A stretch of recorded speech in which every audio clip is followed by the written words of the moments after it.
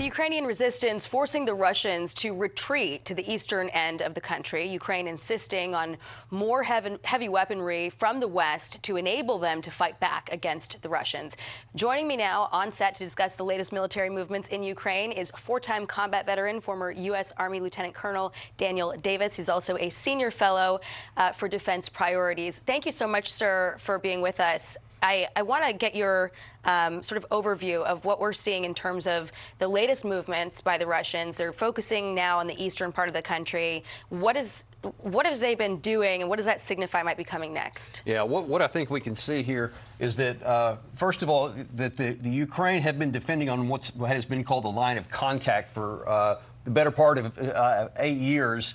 And they have a lot of troops kind of in this area right in here where they've been defending against an onslaught from this direction here. Now, what we've seen since the middle of or at the end of March is that Russia pulled back its forces from here. And now that we've been able to see that they've got a concentration somewhere in this area right here. We don't know for sure exactly where they are, but know that there's between 40 and 60,000 additional forces in this area right here. The expectation is that the forces that they have here and then the forces that they've now got from Mariupol, which have been freed up because pretty much that war is now over. It's down to a single complex where there's still some troops, but they now frees up additional Russian forces to come up in this area here around a place called Horakova and up around in here in a place called Sloviansk. Those seem to be the key areas. And so right now, the big concern for Ukraine is that Russia will try not to directly attack them, but to outflank them and potentially come and encircle the troops from here, which will then cut them off, and after a while they can slowly cut them off with no food, no fuel, no ammunition, and then it could put them at great risk. And they're already having problems with no food and no water in Mariupol. They were just bombarded for weeks and weeks, and they've had no food and running water. And now I was reading some headlines that they think that what's left might even be disappearing.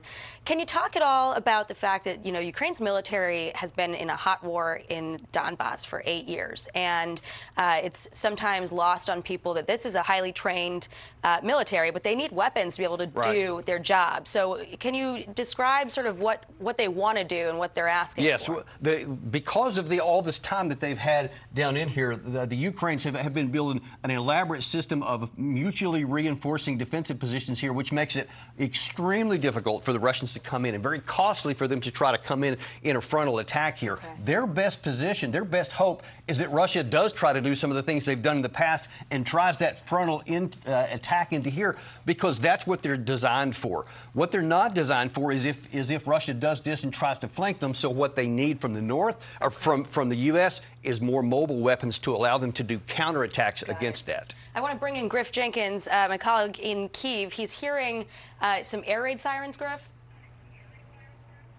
That's right, Jackie and Colonel Davis. The air raid sirens going off. You'll hear them behind us, and it's just a reminder in the last 24 hours we have had a missile strike hit here about 5 miles, 10 miles from where we are in the east, in a district where it reported a armored carrier plant was struck, at least one being reported dead. But it's, you know, clearly we expected that strikes would increase here in the Kyiv region, and it is a really reminder too that there's a sense of false security here in the Kyiv region, because while they're going to focus on that area that Colonel Davis is talking about, we know that Vladimir Putin is a very embarrassed commander now that the flagship Moskva was sunk by Ukrainian forces. And so even though the Russian troops have withdrawn here, they are on high alert here, and the missiles have not stopped in the last 24 hours.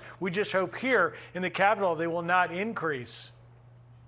And Lieutenant Colonel, we hear obviously the background sirens behind Griff. I mean, that's up in the, you know, away from the area we were talking about in Kyiv. Can you talk about how, you know, we've seen Russians pull away from cities like that? And now, as Griff was mentioning, there's sort of a false sense of security.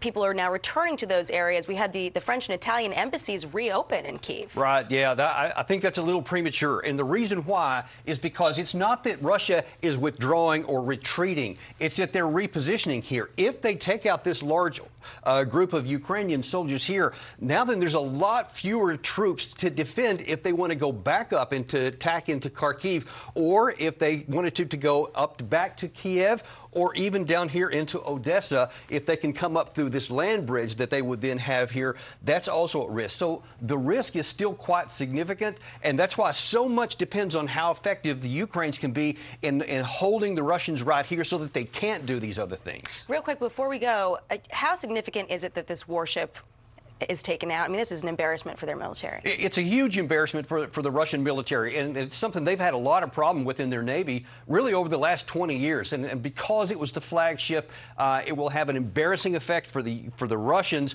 and it will have a huge emotional uptick for the Ukrainians. And we've already seen many people celebrating that, and anything that can give the Ukraine military and people something to be optimistic and hopeful for is a very good thing. All right, we will have to leave it there. Lieutenant Colonel Daniel Davis, thank you so much for joining us. Appreciate all of your expertise here. Thank you. Griff?